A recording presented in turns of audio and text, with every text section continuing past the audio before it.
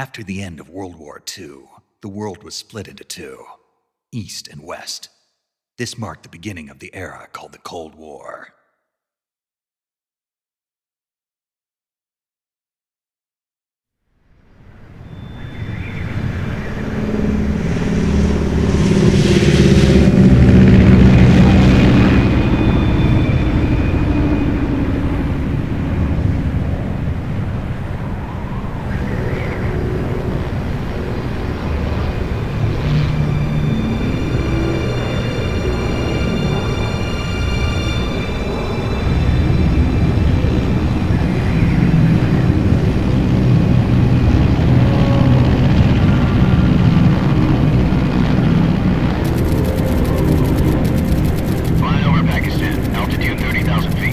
Approaching Soviet airspace.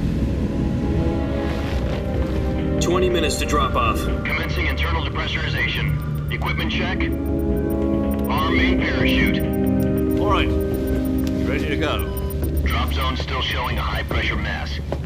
Cav okay. Good. We've got high visibility.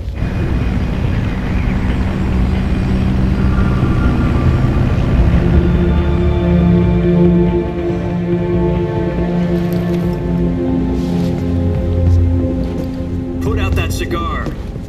Connecting oxygen hose to interior connector. Put on your mask.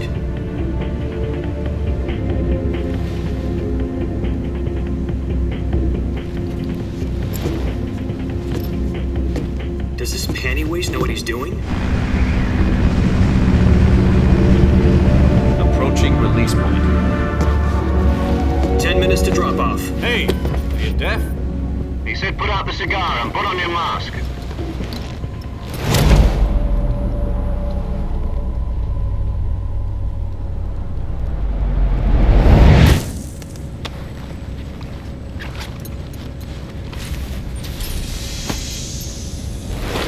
Depressurization complete. Checking oxygen supply. 6 minutes to drop off. Opening rear hatch.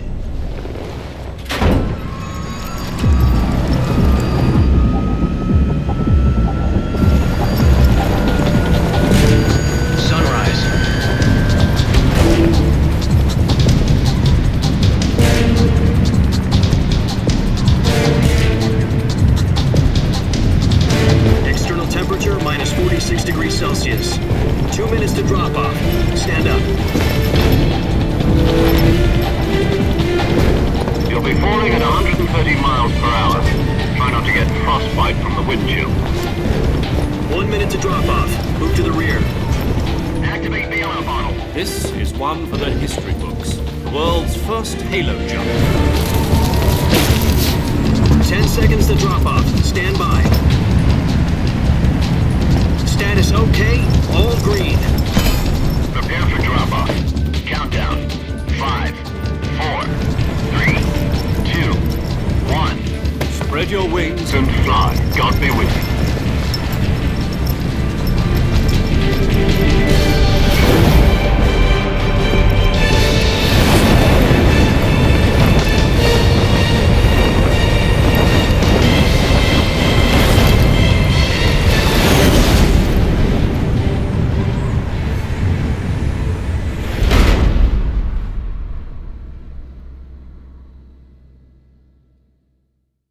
Jack, I've got some important news. The head of the CIA has finally given us the green light for the Virtuous mission. Virtual mission? No, the Virtuous mission. The future of our Fox unit depends on it. If it succeeds, we'll be officially organized into a unit. Virtuous mission? Sounds like some kind of initiation ritual. Don't get cocky. This isn't a training op. Right. So what exactly is this wonderful mission? Well, about 2 years ago, a certain Soviet scientist requested asylum in the West through one of our moles. His name is Nikolai Stepanovich Sokolov. He's head of the OKB-754 Design Bureau, one of the Soviets' top-secret weapon research facilities, and the East's foremost expert on weapons development. Sokolov? Isn't he that famous rocket scientist? The very same. On April the 12th, 1961, the Soviets achieved the first manned spaceflight in history. The Earth was blue, but there was no God. Well spoken. The rocket that carried Yuri Gagarin into orbit was the A-1, known as the Vostok rocket. Sokolov is said to be the man most responsible for the multi-engine cluster used in that rocket. After Gagarin's flight, Sokolov left rocket development to become the head of the newly established Design Bureau. From a lowly technician to head of a design bureau, that's quite a success story, so why'd he want to defect? It seems he'd become afraid of his own creations. Afraid? Call it a crisis of conscience. And for that, he left his country and his family behind and went over the fence? Not exactly. One of his conditions was that his family was also to be taken safely to the west. We used a mole to get the family out first and succeeded in sneaking Sokolov over the Berlin Wall shortly afterwards. I was the one who conducted the operation. The security on the eastern side was still full of holes back then. Then what? We got Sokolov over in one piece, but the whole ordeal had left him exhausted, and we checked him into a hospital in West Berlin. It took him 2 weeks and more than 600 miles to get from the research facility in the Soviet Union to Berlin. He was in no condition to say anything coherent. And it was only a week later that we had something much bigger on our hands. The Cuban Missile Crisis.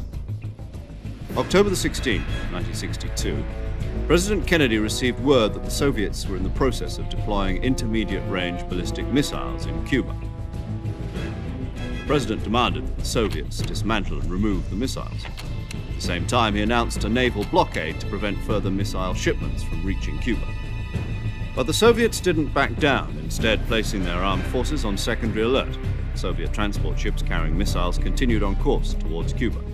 US and Soviet forces went on alert for an all-out nuclear war. Frantic negotiations were conducted through the UN's Emergency Security Council and unofficial channels to end the hair-trigger standoff. Finally, on October the 28th, the Soviet Union agreed to remove its missiles from Cuba, and so the world avoided a nuclear holocaust. But in order to get the Soviets to pull their missiles out, we had to make a deal. You mean the one where the US agreed to remove its IRBMs from Turkey? No. The Jupiter IRBMs deployed in Turkey were obsolete, and we were going to get rid of them anyway. They had no strategic value whatsoever to either the US or the Russians. The Turkey deal was a ruse, a cover story that was fed to the other intelligence agencies around the world. So what did the Russians really want? Sokolov. They wanted us to return Sokolov. You mean the Soviets pulled out of Cuba just to get their hands on Sokolov? That's right. What the hell was he working on? At the time, we had no idea. We were running out of time. It was either give up Sokolov or risk full-scale nuclear war. In the end, we had no choice. President Kennedy gave in to Khrushchev's demand. The next day, I got Sokolov out of the hospital, handing him over to agents on the eastern side. Sokolov kept on screaming, "Save me," until he disappeared from my sight. Then a month ago, we received some new information from one of our moles. About Sokolov? Yes. He was taken back to the research facility and forced to continue working on the weapon in question under KGB supervision. What's more, it's on the verge of completion. So what kind of weapon is it? Something to do with space rockets? No, missiles. Same technology. I guess you're right. We don't know the details, but it appears to be a new kind of nuclear device. For half a year now, the Soviets have been conducting frequent nuclear tests at Semipalatinsk. Something to do with the weapon, I assume. We're talking about a secret weapon so big that Khrushchev was ready to pull out of Cuba to get it back. Is Sokolov still in the facility? No. According to our intelligence, he's in Selinoyarsk, a place in the mountains about 3 miles to the west that's known as the Virgin Cliffs. The Virgin Cliffs. Nice name for a virtuous mission. They moved him there just recently. Why? Apparently, they're conducting a field test of the weapon, but it's our best chance to get him back. This mission would never have been possible if he was still in the research facility. This is our last chance. Sokolov must have known that too when he contacted us.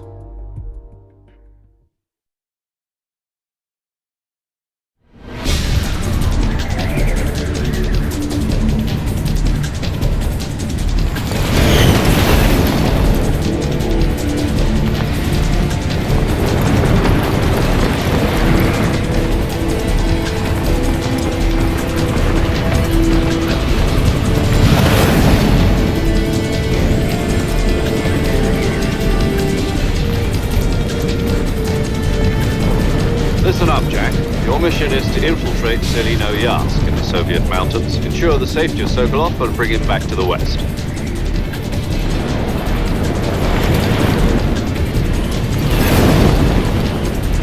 If we don't get Sokolov back before that weapon is complete, we'll be facing a major crisis. The clock is ticking.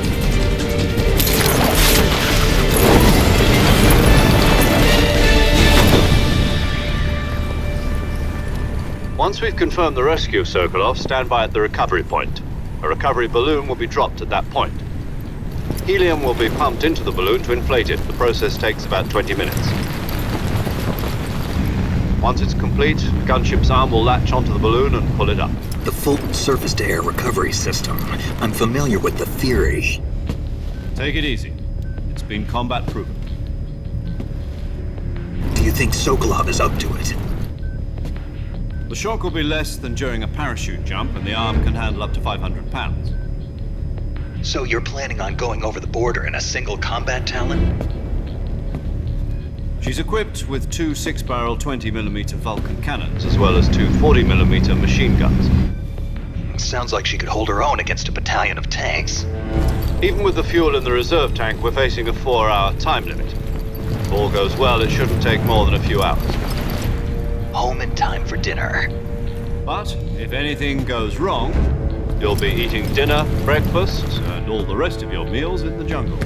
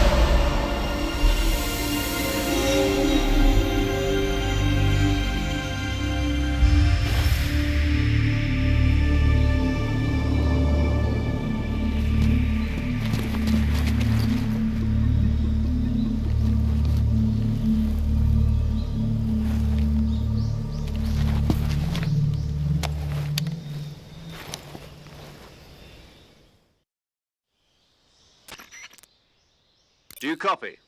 You're already in enemy territory, and somebody might be listening in. From here on out, we'll be using code names to refer to each other. Your code name for this mission will be Naked Snake. I'll be referring to you as Snake from now on. You're not to mention your real name. Snake? What, you don't like snakes? What do you mean? Well, you've eaten one before, haven't you? In survival training. I'm glad to hear that. I don't know if I'd ever order one in a restaurant, but... Be careful, you might not have a choice. What about you, Major? What should I call you? Let's see. I'll be Tom. Call me Major Tom. This will be a sneaking mission. You must not be seen by the enemy. You must leave no trace of your presence. Is that clear? This kind of infiltration is the Fox unit's speciality. In other words, weapons and equipment are procured on site. That goes for food as well. You're completely naked, just as your name implies. Great. Now I see why you asked me if I like snakes. I suppose calling me Snake was your idea of a joke, too. No. There's a good reason for that. I'll tell you later when the time is right. Gotcha. Getting back to the subject, how exactly am I supposed to feed myself? You've been issued a knife and a tranquilizer gun. Use them to hunt for food. You'll also find some medical supplies in your backpack. Yeah, about the backpack. I lost it in a tree on the way down. I see. Well, you'd better go back and get it then. You know where it is? No problem. I can see it from here. It's stuck on a branch. To climb a tree, stand in front of a tree that's covered in ivy and press the action button. I'll be monitoring your progress over the radio. We can't risk violating Soviet airspace, but I'll be in the gunship. My frequency is 140.85. I'll give you a call if I need to talk to you. If you need to talk to me, use the send function. Okay, Snake, go get your backpack.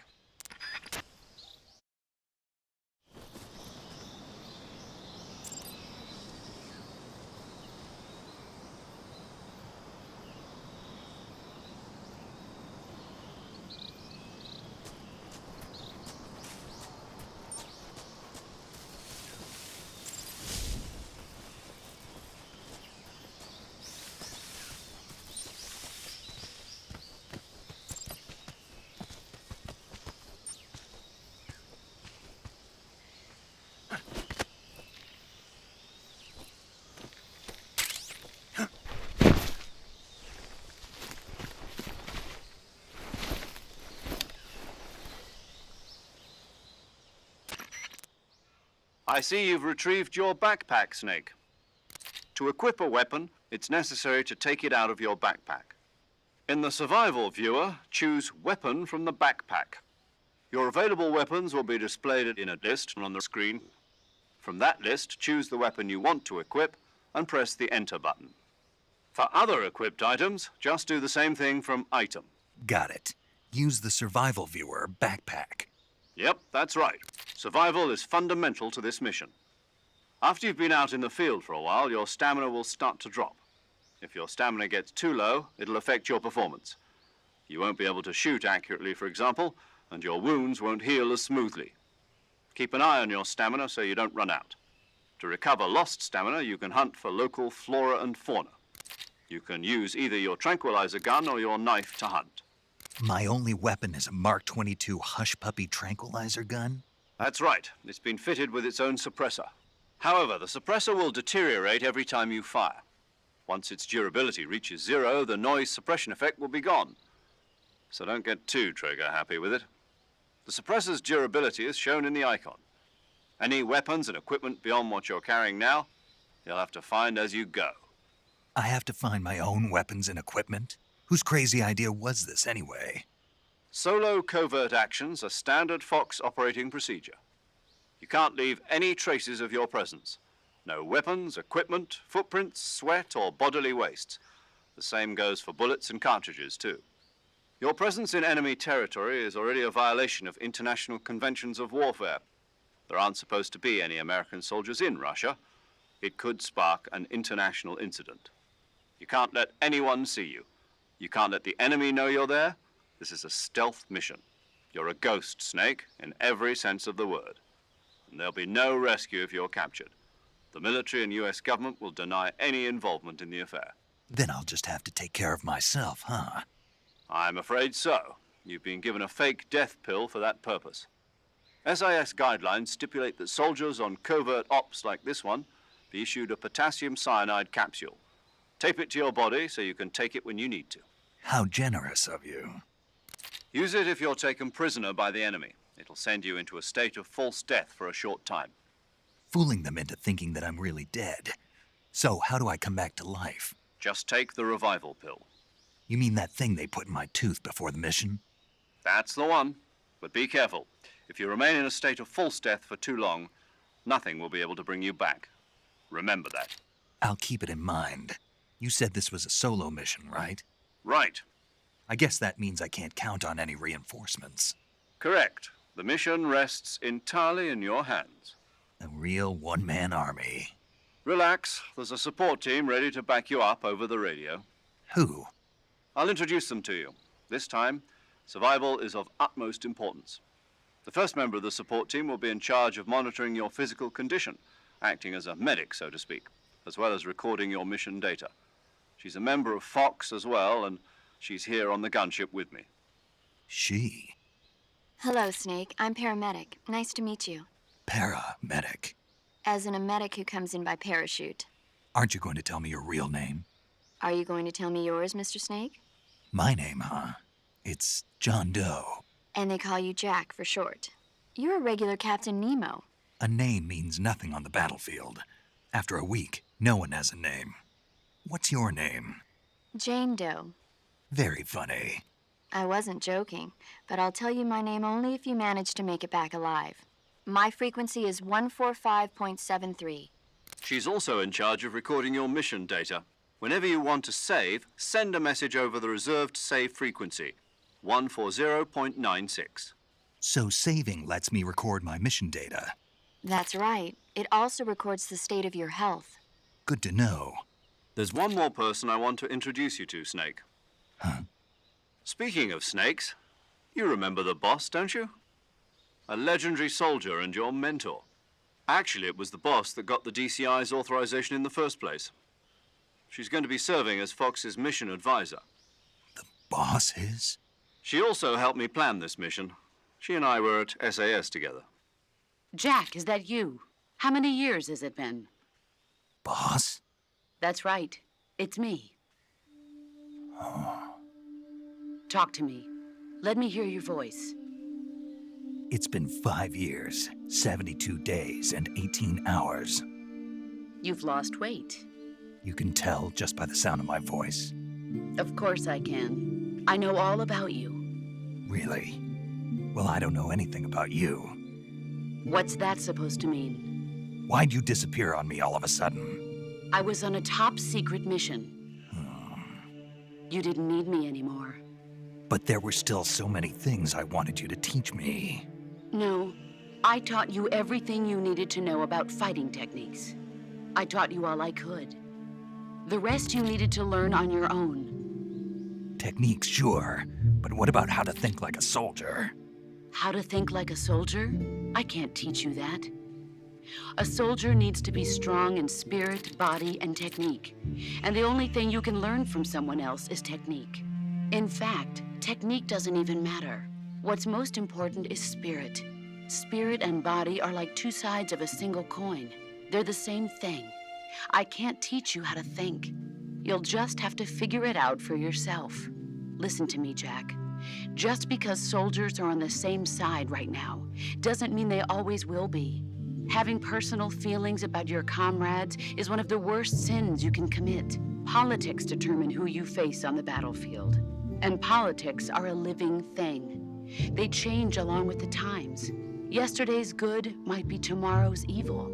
Is that why you abandoned me? No, it had nothing to do with you. I already told you, Jack. I was on a top secret mission. A soldier has to follow whatever orders he's given. It's not his place to question why. But you're looking for a reason to fight.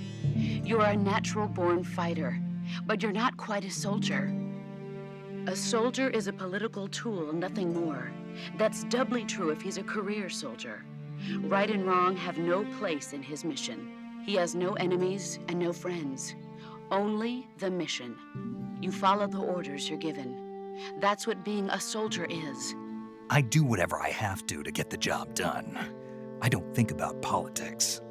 That's not the same thing. Sooner or later, your conscience is going to bother you. In the end, you have to choose whether you're going to live as a soldier or just another man with a gun. There's a saying in the Orient, loyalty to the end. Do you know what it means? Being patriotic. It means devoting yourself to your country. I follow the president and the top brass. I'm ready to die for them if necessary. The president and the top brass won't be there forever. Once their terms are up, others will take their place. I follow the will of the leader, no matter who's in charge. People aren't the ones who dictate the missions. Then who does? The times.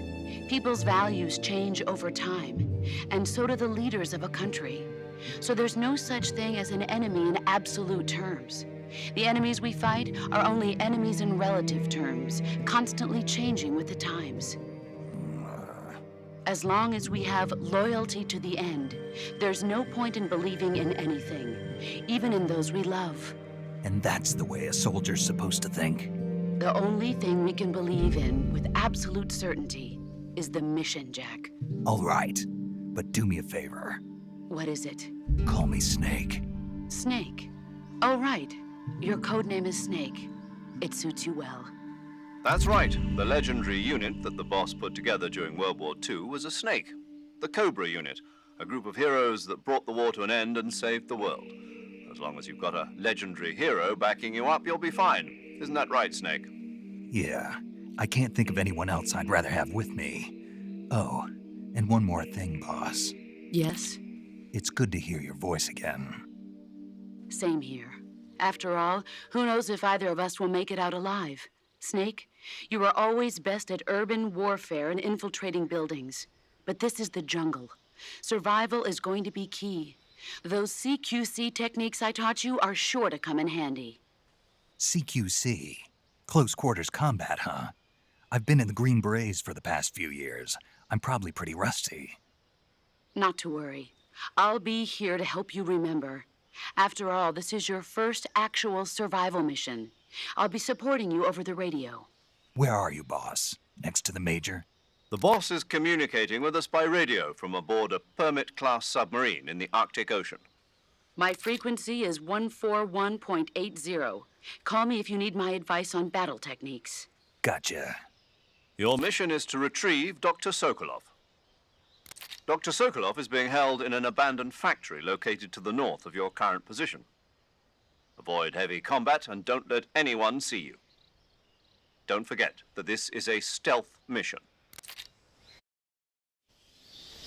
Snake, try to remember some of the basics of CQC.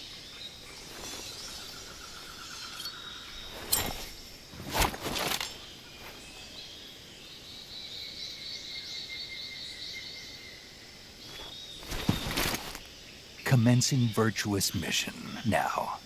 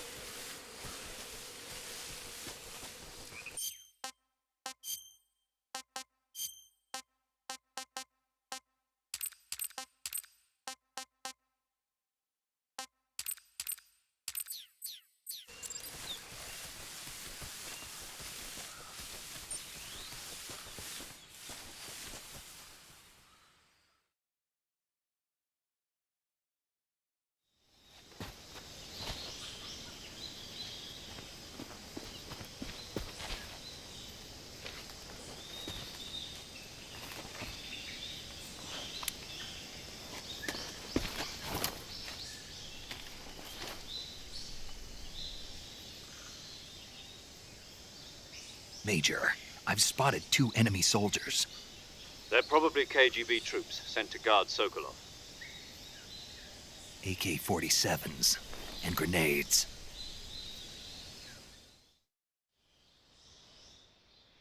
Snake, your presence in Soviet territory is already a violation of international law. We can't let the Kremlin find out that the CIA and the American government are involved. Contact with the enemy is strictly prohibited. Don't engage them in battle either. This is a stealth mission. Got that? The Major is right. The point of this mission is to sneak through the jungle without being seen. The success of the mission depends on how well you use your camouflage. Change your camouflage by selecting Camouflage from the Survival Viewer. The Uniform option lets you pick your uniform, while the Face option lets you change your face paint. Choosing camouflage that blends in with your surroundings will help you conceal yourself more effectively. Also, don't forget that anything that moves will stand out in the jungle. If you just stand up and run around like an idiot, you're bound to be spotted. But if you crawl instead, you should be able to sneak by without being noticed. You can see how effective your camouflage is by looking at the Camo Index. The Camo Index shows how well your current camouflage blends in with the surrounding area. The higher the value, the harder you are to spot, and vice versa.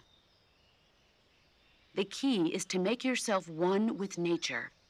Keep that in mind as you go along, okay?